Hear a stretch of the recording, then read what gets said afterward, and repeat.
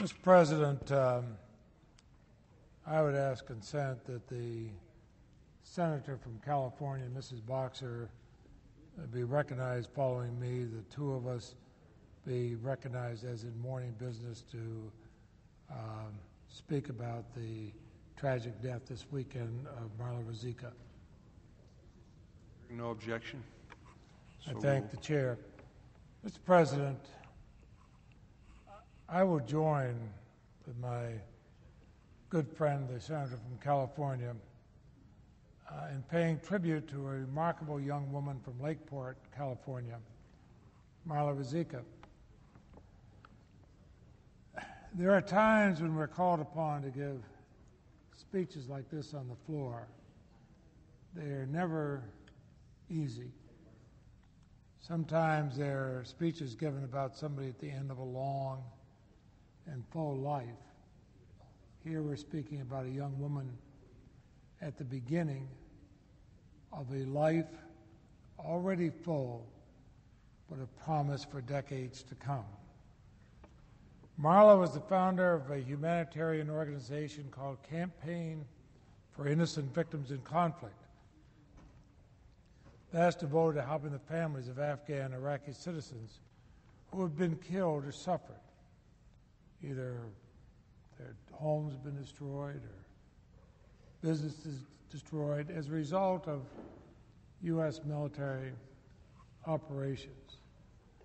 We know that such suffering occurs no matter how careful military may be. But Saturday, Marla died in Baghdad. She died from a car bomb not directed at her, but directed at a convoy. She was doing the work she loved and which so many people around the world admired her for. She was on her way just to help somebody else. As a case of being in the wrong place at the wrong time. But not unusual because she had risked her life so many times in Afghanistan and Iraq. I met her 3 years ago when she first came to Washington. She's barely 26 years old. She'd been in Afghanistan. She'd seen the effects of U.S. bombing mistakes that destroyed the homes and lives of innocent Afghan citizens. In one or two incidents, wedding parties had been bombed. In others, the bombs had missed their targets, instead destroyed homes and neighborhoods. I remember where one incident she spoke of where every member of a family of 16 people was killed, except a young child, that child's grandfather. These were the cases Marla spoke about. She spoke about them passionately because she felt passionately that the United States should help those families put their lives back together. She met with me. She met with Tim Reeser in my office, who works on appropriations for me in the Foreign Operations Subcommittee. It didn't take her long to convince either Tim or myself that she was so obviously right. We knew that we not only had a moral responsibility to those people who had suffered because of the United States mistakes, we also had an interest in mitigating the hatred and the resentment towards Americans that those incidents had caused. And it was Marla's initiative, going to Afghanistan, meeting those families, getting the media's attention, coming back here, meeting with me and with Tim and others, that led to the creation of a program that has contributed more than $8 million for medical assistance, or to rebuild homes, to provide loans, to start businesses, for other aid to innocent Afghan victims of the military operations.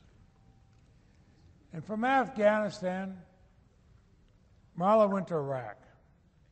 She arrived, as I recall, a day or two after Saddam's statue fell.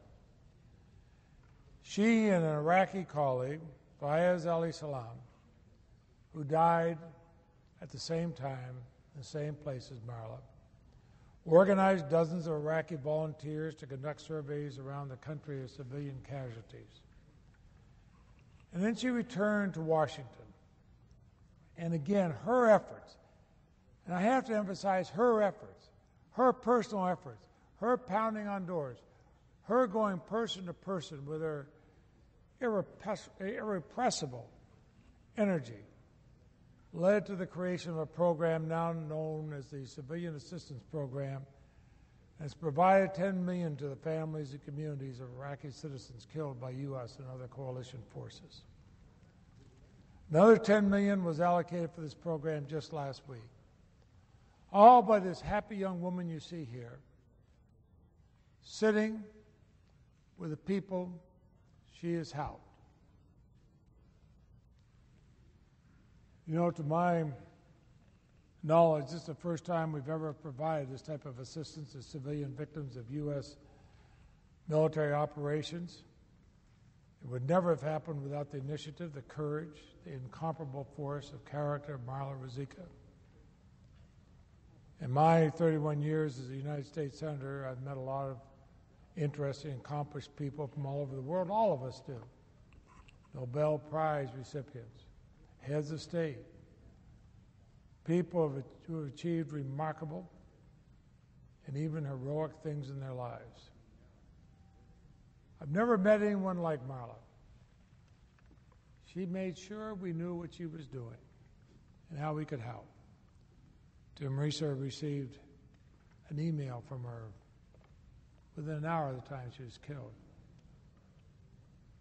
He sent it on to me during the middle of the night, Saturday night, with the photographs of Marla and the little girl she had helped.